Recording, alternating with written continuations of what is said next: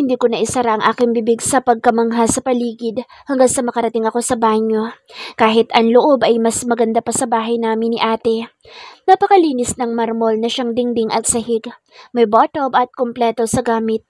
Hindi ito mukhang banyo dahil sa tulad ko mahirap ay tila na ako nakarating sa 5-star hotel. Inayos kong aking sarili pagkatapat ko sa malaking salamin. Ngumiti ako at tiningnan ang aking muka. Kaya mo to, Eunice.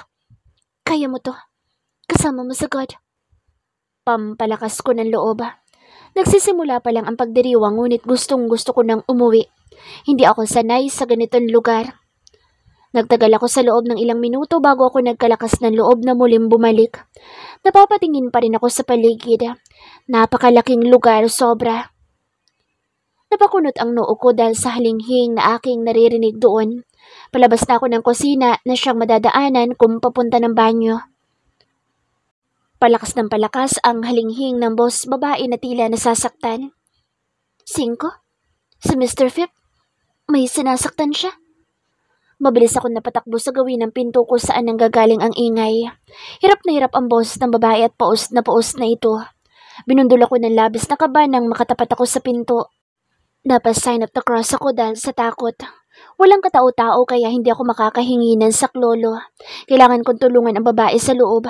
Baka siya ang pinagbuntunan ng galit ni Mr. Phipp dahil sa nangyari sa party kanina. Patuloy sa pagsigaw ang babae kaya dali-dali kong pinihit ang doorknob. Bahala na. Nabuksan ko iyon at napasigaw dahil sa nadatnan ko. Nakasobsob ang kanyang nobya sa kama habang sinasabunutan ito ni Mr. Phipp at pinapalo sa puwet. Tulong! Tulong! Sigaw ko dahil sa pangamba na mapatay niya ang babae. Dahil sa mga pangyayari ay hindi ko na alam na nagpapanik na ako. Pinulot ko ang pinakamalapit na libro na nakita ko at inihampas iyon kay Mr. Phipp para bitawan niya ang babae. Diyos ko, huwag mo siyang patayin! Bitiwan mo siya! Kasalanan yan sa Diyos! Paulit-ulit kong tugon. Huwag mo siyang papatayin, maawa ka! Halos maiyak na ako. Nasalba lang ang babae. Sinasakal na niya ito kanina. Stop it! Sigaw ni Mr. Phipp kaya napaiktad ako. Nanlalaki ang mga matang tumingin ako sa kanya at napatili sa abot ng aking makakaya upang hindi niya kami masaktan. Matakot ka sa Diyos! Matakot ka! Kasalanan ng pumatay! Nagmamakaawa kong tugon sa galit na galit niyang muka. 5! Ano nangyayari dito? Maotoridad na boses ang pumuno sa buong silid at sabay-sabay kaming napatingin sa pinto. Nandoon si Mrs. Miller at ang buong pamilya nila. Salamat sa Diyos. Pigilan niyo po siya. Nais niyang kitla ng buhay ang kanyang nobya. Tugon ko. Lahat sila'y nakanga at nanlalaki ang mga mata. Matapos ang gulong nangyari sa maid's quarter ay hindi pinaalis ni Mrs. Miller ang lahat.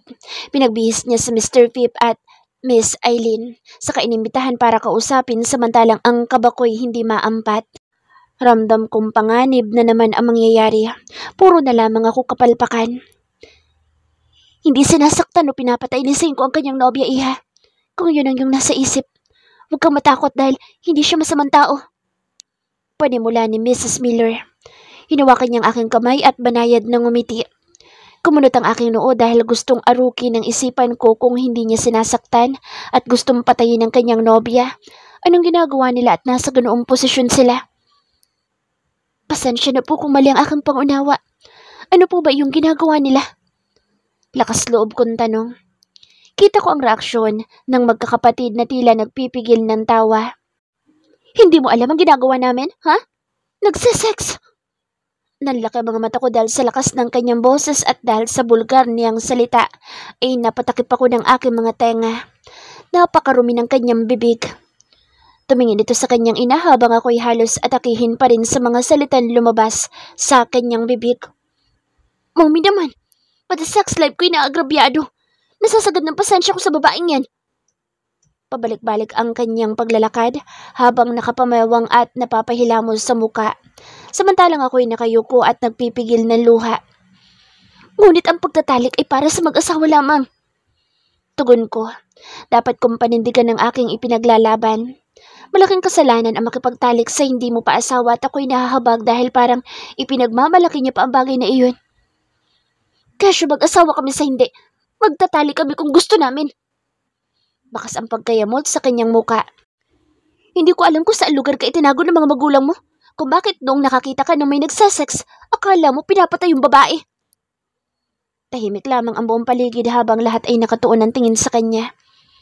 Kapag nakarinig ka ulit ng ganoong sigaw ng babae, huwag kang makikialam ulit dahil hindi yun nasasaktan. Nasasarapan yun. Nasasarapan. That's enough, Cinco. Sumusobra ng bibig mo. Pinagbigyan na kitang ilabas ang saloobin mo dahil alam naming may mali siya sa parteng iyon. Pero mas malaki ang pagkakamali mo.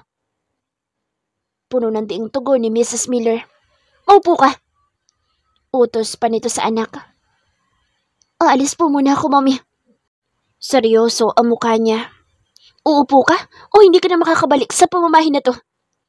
Banta nito na ikinatakot ko. Hindi ko alam ang gagawin ko. Nahihiya ako.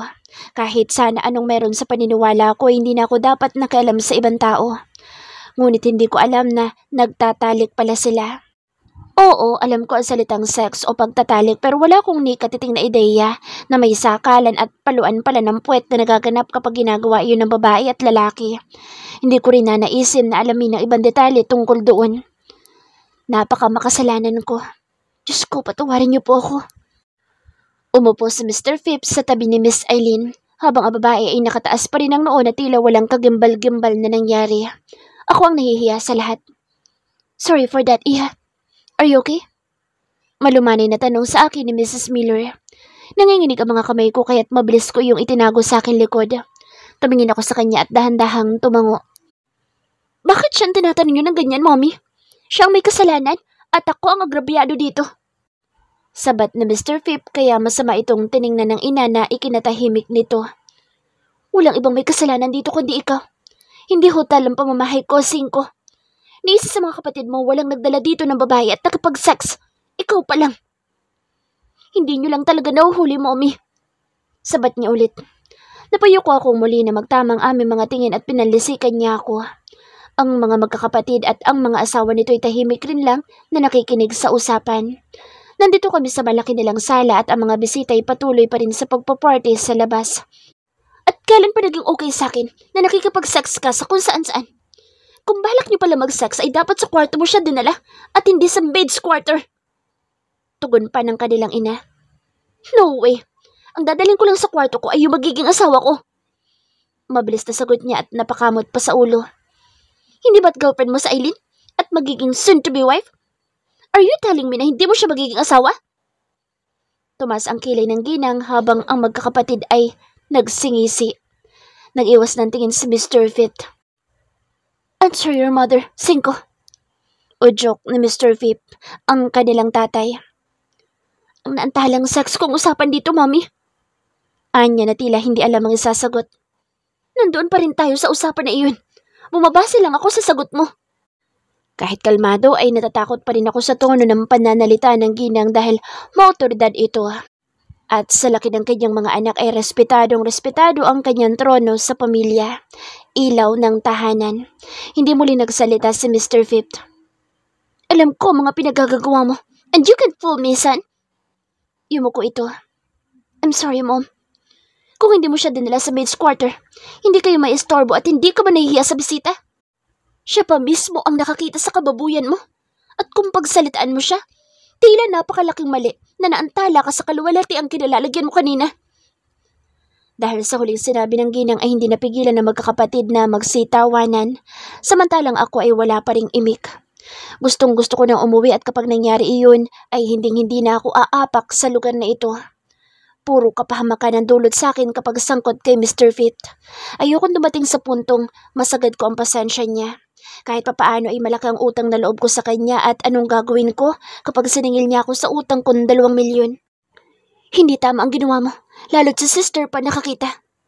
Sabi ni Mr. First, seryoso lamang ito katabi ang asawa.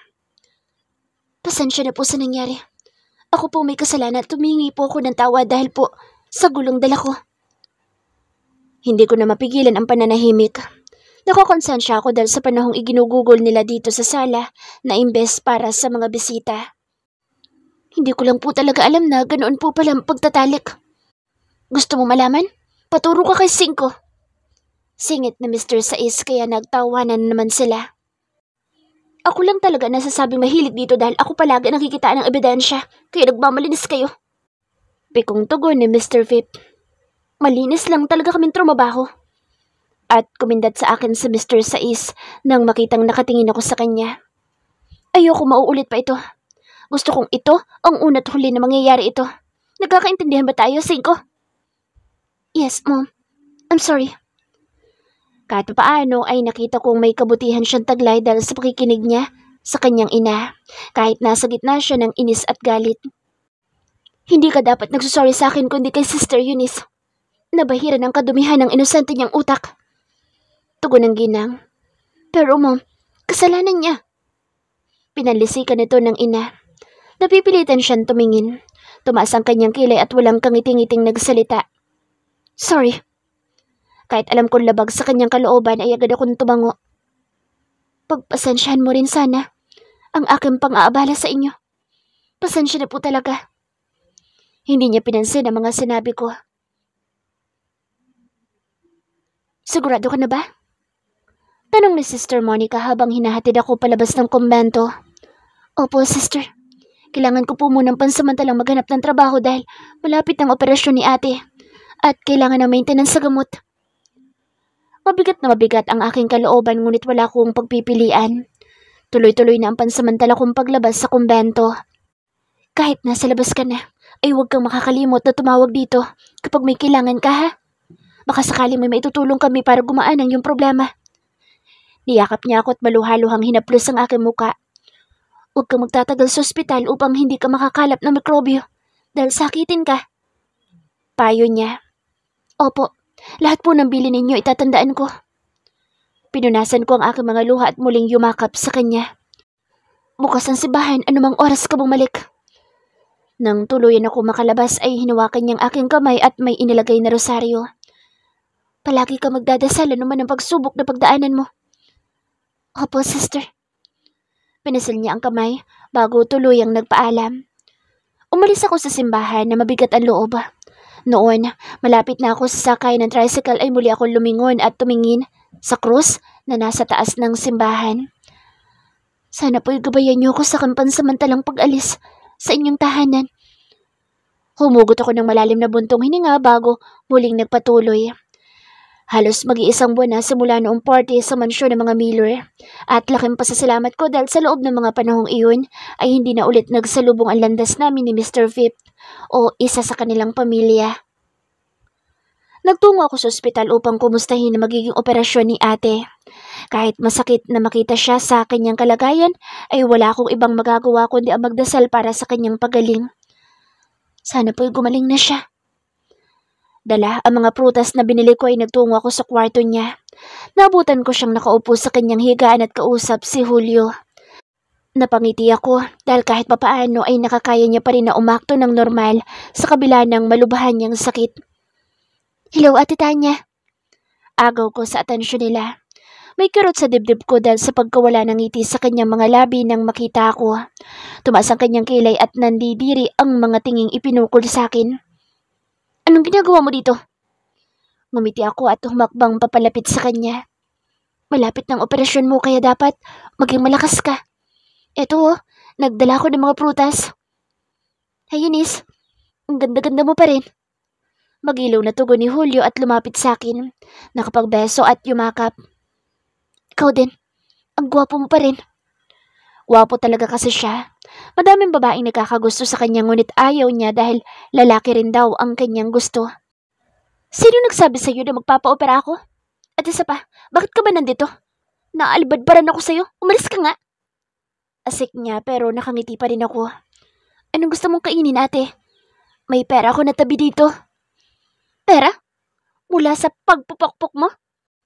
Hindi ko kailangan ng kahit na ano galing sa'yo. Ipapakain mo sa akin ng perang galing sa marumi? Parang nanay mo lang. Taringnan niya ako mula ulo hanggang paa na may pandidiri bago umiling-iling. Binigyan kasi ako ni Sister Monica ng pansamantalang panggastos hanggang sa makahanap ako ng trabaho para sa maintenance mo pagkatapos ng operasyon. Paliwanag ko at nagbalat ng mansanas. Hindi ako magpapa-opera at hindi ako iinom ng kahit na anong gamot. Nagtsatsaga lang ako sa ospital na ito dahil ayoko makasama ka sa bulok mong bahay. Baka mahawaan ako ng kapokpokan mo. Parang mga sibat na tumutusok sa akin dibdib ang mga salitang sinasabi niya. Ngunit hindi ako nagpatinag. Dapat sanay na ako sa ganitong pakikitungo niya. Ngunit ang sakit pala ng mga salita mula sa taong mahal mo ay hindi nakakasanayan. Masasaktan at masasaktan ka kahit sabihin mong sanay ka na. Ito po, bagong bagsak lang nito sa palengke kaya fresh na fresh pa. Iniabot ko sa kanya ang binalatan kong prutas ngunit napaiktad ako nang malakas niya iyong tabigin dahilan para matapon at ang kutsilyong ginamit ko sa pagbabalat ay humiwa sa daliri ko. Mabilis ko yung itinago sa likod ko. Umalis ka dito! Sigaw niya. Umalis ka! Hindi kita kailangan! Alis!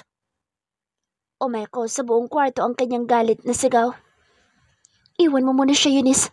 Ako na bahala dito. Tugon ni Julio at inalayan akong palabas. Malungkot akong ngumiti. Pagkalabas ng kwarto, nagmamakaawa ko sa'yo. Pilitin mo siyang magpa-opera. Oo, gagawin ko lahat ng kaya ko. Anya at bumalik na sa loob. Tumalikod ako at naglakad paalis.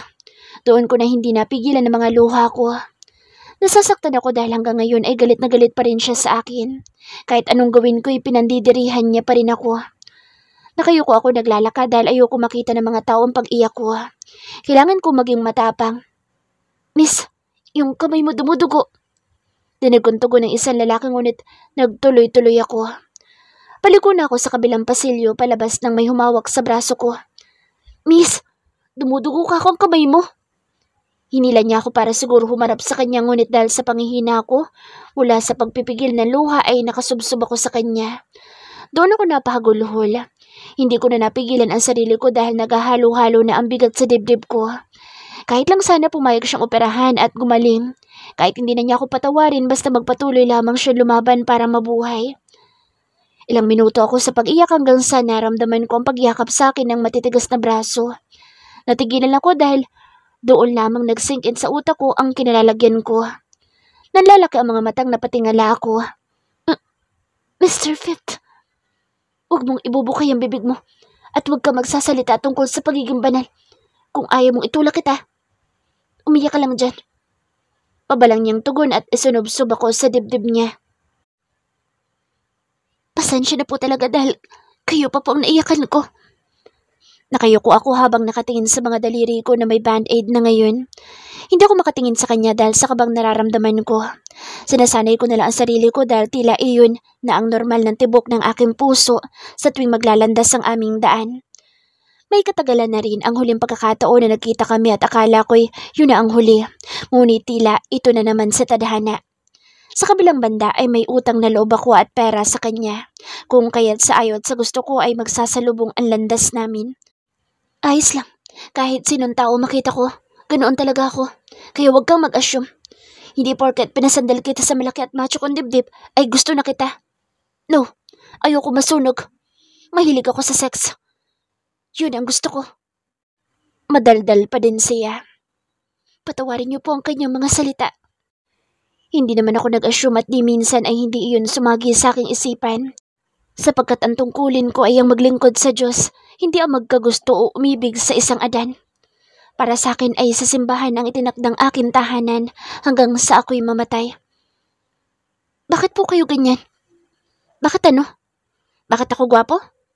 Huwag mo nang itanong dahil kahit ako'y hindi pa rin alam ang solusyon sa mga problema ko tulad ng aking kagwapuhan. Pagmamalaki niya at inilayad ang mga dibdib habang nakahalukip-kip ang maskuladong mga braso. Umiling ako. Hindi po. Bakit po kayo ganyan? Bakit po ang bastos ng bunganga niyo? Ngumisi siya ngunit ang mga tingin ay iritado. Nakakadami ka na talaga. Isa pa, kukurutin ko na yung utong mo. Sinasabi ko sa'yo. Napayuko ako ngunit hindi na tulad ng dati na natatakot ako at nahahabag sa mga bulgar niyang mga salita. Medyo nasasanay na ako dahil wala siyang mabuting nasabi simula nang matapos akong umiyak at dalhin ako sa isang nurse at pinalagyan ng gamot ang nasugatan kong daliri. Siguro yun na talaga ang paraan ng kanyang pananalita. Bakit po kayo nandoon sa ospital kanina? Tanong ko, ilang minuto matapos ang pagbalot ng katahimikan. Ikaw, Bakit ang dami mong tanong? Ako ba? Nagtanong ako kung bakit ka umiiyak kanina? Pilit akong ngumiti. Bakit po kayo ganyan? Ano na naman? Nagsasalubong na ang kanyang mga kilay ngunit nakatingin pa rin ako sa kanya. Napakalaking bagay sa akin na may nasandalan ako kanina noong hindi ko na napigilan ang emosyon ko. Pakiramdam ko kanina wala akong kakampi na sino man at ako na ang pinakamadumit masamang taong nabubuhay sa mundo. Naninikip na naman ang aking dibdib. Bakit po kabaliktaran ng mga sinasabi niyo ay kinikilos niyo? Marami na po akong atraso sa inyo at alam ko po iyon pero nagawa niyo pa rin po akong tulungan. Madami na rin po akong kahihiyan na naibigay sa inyo. At hanggang ngayon ay hindi pa rin po ako nakakabayad sa 2 bilyong utang ko sa inyo. Nahihiya akong napatingin sa milk tea at cake na nasa harapan ng mesa ko. Dinala niya ako dito sa cafe na malapit sa ospital at walang sali-salita niyang ini-order para sa akin ng mga ito. Tapos ngayon binilhan niyo pa ako ng pagkain kahit alam niyong pwede niyo na akong iwan. Tumaas ang kilay niya bago magsalita. Hindi yan libre. Kung yan ang inakala mo, idadagdag ko yan sa utang mo. 250 yan. Kaya ang utang mo sa akin ngayon ay 2,250,000 pesos. Hindi ko alam ngunit dahil sa kanyang sinabi napangiti ako. Nais ko pong ipayo sa inyo na maghinay-hinay kayo sa pagsasalita ng mga bastos kung ayaw niyong makabuntis ng maaga. At bakit? Sapagkat ang mga salita niyo pa lamang ay maaari ng makabuntis. Sumama ang kanyang tingin ngunit ilang sandali lamang ay ngumisi ito ng may kapilyuhan. Utong! Utong! Sex! Mariin kong kinagat ang aking mga labi at ang mga mata ngunit narinig ko pa rin siya. Tumigil na po kayo, pakiusap. Pakiusap ko. Hala, lagot ka. Mabubuntis ka ngayon dahil sa mga sinabi ko. Sperm cells yun at papunta na yun sa matres mo. Pananakot niya at patuloy pa rin sa pagsasalita na tila hindi alintana ang aking reaksyon. Tama na po! Hindi pa rin ako dumidilat. Kinapa ko ang rosary na ibinigay sa akin ng Sister Monica kanina. Ito na lamang ang alam kong paraan para matigil siya. Akmang magsasalita pa siya, ay agad kong ipinasok sa kanyang bibig ang hawak ko. Patawarin ka sana sa iyong kapangasan. Masamang espiritu, layuan mong kanyang katawan. Huwag kang manira ng buhay ng iba. Umalis ka sa kanyang katawan. Maawa ka. Tugon ko habang tinatakpan ang kanyang bibig para hindi agad mailuwa ang rosaryo. Wala akong dalang holy water kaya ito na lamang ang naisip ko. Hinawakan niya ang aking kamay at inalis sa kanyang bibig. Hinihingal na iniluwa niya ang laman ng kanyang bibig at nanlalaki ang mga matang tumingin sa akin. Balak mo ba akong patayin? Asik niya. Umiling ako. Hindi po. Ngunit kung hindi ko po ito gagawin ay ako po mamamatay sa nervyos sa inyong mga salita. Nag-iwas ako ng tingin dahil sa inis niyang mukha. Ilang ulit kong narinig ang kanyang paghugot ng malalim na hininga na tila hinahabol. Okay sana kung ipinakain mo sa akin ay mani. Pasensya na po. Napaiktad ako dahil sa biglaan niyang pagtayo. Kinabahan ako lalo dahil sa masama niyang tingin. Tara, sumama ka sa akin. Nanlalaki ang mga mata ko. Po? Saan po? Nanginginig ako na paatras sa kinaupan ko. Nagtataka na pataas ang kanyang kilay. Anong reaksyon niyan? Hindi kita type, no? Napakagwapo ko para sa tulad mo. Saan po tayo pupunta? Umayos ako ng pagkakatayo at sumunod sa kanya sa paglabas. Pinagtitinginan kami ng mga tao lalo na si Mr. Phip. Nangiti-ngiti at nahuhuli ko pang kumikindat sa mga babae. Gustong-gusto niya ang nakukuhang atensyon mula sa kababaihan. May naisip na akong paraan para mabayaran mo ako sa utang mong 1,250,000 pesos. Tugon niya habang kami naglalakad pabalik ng ospital. Totoo po? Paano? Pinilit kong lakihan ang aking mga hakbang upang makasabay sa kanyang paglalakad. Presko siyang nakapamulsa at tila na mamasyal sa Luneta Park sa pagiging relax. Tila walang polusyon ang hangin na nilalanghap. Basta, huwag kang maraming tanong. Nawawala ako sa poise. Anya at nagpatuloy sa paglalakad na hindi ako pinapansin hanggang sa narating muli namin ang ospital. Papasok na sana kami ngunit nakasalubong namin ang kanyang kapatid na si Mr. Seven na naiiling sa kanyang kuya. Kapag may appointment ako dito, palagi ka sumasama. Pero palagi ka ring nawawala. Marami nga akong ginagawa palagi, kuya. Nayayamot ditong tugon ngunit nang mapatingin sa akin ay malugod itong ngumiti. Hello sa'yo, Sister Eunice. Magalang niyang tugon. Gumanti ako ng yuko at ngiti. Pagpalain ka naman ng Diyos. Mauna na ako dahil mukhang nakakita ka na naman ng target. Ang gulo mo. Hindi mo ako pwedeng iwan. Wala akong dalang sasakyan. Habol sa kanya ni Mr. Phipp dahil ito'y naglalakad na patungo sa parking lot. Hindi ka naman talaga makakapagdala dahil grounded ka. Kinuha ni Mami lahat ng susi ng sakyan mo at talagang tumakas ka lang. Tumatawa itong tumakbo patungo sa sasakyan. Napatili ako ng walang habas na hilahin ni Mr. Phipp ang aking braso at isinama ko sa pagtakbo para habulin ang kanyang kapatid. Huwag kang tatanga-tanga. Wala tayong sasakyan pauwi. Anito. Pauwi? Bakit po ako kasama? Bigla akong hindi napakali dahil naalala ko ang aking ate Tanya. Wala mag-aalaga sa kanya sapagkat malapit na ang oras ni Julio para pumasok sa kanyang trabaho. Isa pa'y naiwan ko ang mga gamit ko sa ospital. Sasama ka sa akin dahil magbabayad ka ng utang. Patuloy siya sa pagtakbo kaya kahit ayoko ay napapasunod ako dahil ang higpit ng kanyang kapit sa aking braso. Ngunit wala pa po akong pambayad. Hinihingal kong sagot. Meron, akong bahala. Hanggang sa makatapat kami sa sakyan ay saka lamang kami huminto. Nakasandal si Mr. Seven sa sakyang itim habang may ngising mapang-asar. Hiba din. Holding hands while running? Kantsaw nito. Napatingin sa akin si Mr. Phipp at tila napapasong binitawan ng braso ko. Hindi kami nag-holding hands. Lumapit ito sa kapatid at napapikit ako dahil binatukan niya ito. Pinagod mo kami. Binuksan niya ang huling pinto ng sakyan at hinila na naman akong papasok. Wala akong ibang magawa kundi ang magimbal sa kanya. Hindi ako makapag-isip ng maayos dahil sa bilis ng pangyayari. Diyos ko, ano na naman po kaya ang aking kahahantungan sa oras na ito? Huwag niyo po akong pababayaan. Paano po ba ako makakabayad?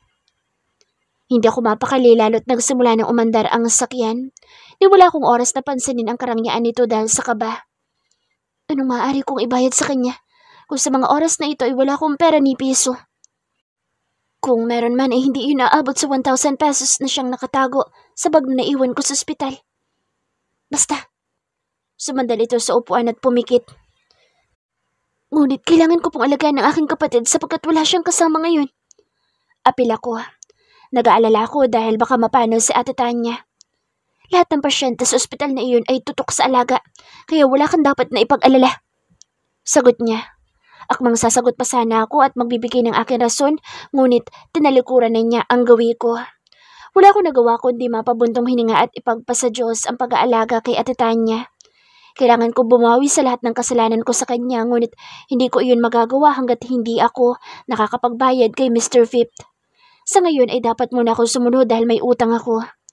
Ngunit ipinapanalangin ko na sana hindi ang pagkatao ang aking puri ang kapalit ng lahat.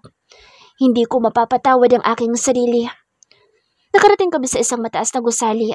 Hindi na bumaba sa Mr. Seven dahil patungo na raw ito sa kanyang ospital. Sumunod ako sa paglalakad ni Mr. Phipp. Papasok dahil hindi ko nais na hilahin na naman niya ako. Wala kaming imikan habang nasa loob ng elevator, maging sa pagtapat sa isang pinto. Labis-labis ang aking kaba, ngunit hindi ko iyon gustong ipahalata. Kaming dalawa lang ang naririto, kung kaya't kahit ayokong pangunahan ang mga pangyayari ay hindi ko mapigilan ang aking isipan. Natatakot ako sa kung ano maaari niyang gawin sa akin sa klase ng lugar na ito. Mariin akong pumikit bago pa niya pabuksan ng pinto, ngunit sa aking pagpikit ay ibang imahe ang aking nakita. Bumalik sa aking balintataw ang tagpong nadatnan ko noon ng kanyang nobya. Nung sinasakal niya ito't pinapalaw sa puwitan. Napatili ako dahil doon. Baka ganun rin ang aking sapitin. Huwag naman po sana. Uy, ano nangyayari sa'yo? Tanong niya ngunit umiling ako. Napaiktad ako nang maramdaman ko ang kanyang kamay sa aking braso. Bakit ka pinagpapawisan at nanlalamig? Nanlalaki ang mga batang napatingin ako sa kanya bago pinalis ang kanyang kamay sa aking braso. Sa lubong ang kilay na pinagmasdan niyang aking reaksyon at ilang sandali pa yung ngumisi ito ng pilyo. Anong iniisip mo? Wala po. Nagiwas ako ng tingin ngunit pinigilan niyang aking baba at pinatingin ng diretso sa kanyang mga mata. Anong iniisip mo? Nandun pa rin ang pilyong ngisi. Wala nga po. Sabihin mo sa akin ang iniisip mo. Pilit niya. Si Lord po ang iniisip ko. Ipinapanalangin ko po na hindi siya magsawang gumabay sa akin at sa aking kapatid. Tugon ko. Ang ngisi niya'y napalitan ng iwi, saka agad na binitawan ng aking baba. Bakit ko pa nga ba itinanong? Tuluyan kaming pumasok at ang kaba ko'y napalitan ng pagkamangha dahil sa puno ng librong nagkalat sa buong lugar na pinasukan namin. Linisin mo lahat ng ito at i-categorize mo ang genre ng bawat libro. May mga label sa lalagyan kaya hindi ka malilito. Anya, binuksan niya ang mga makakapal na kurtinang tumatakip sa malalaking bintanang yari sa salamin.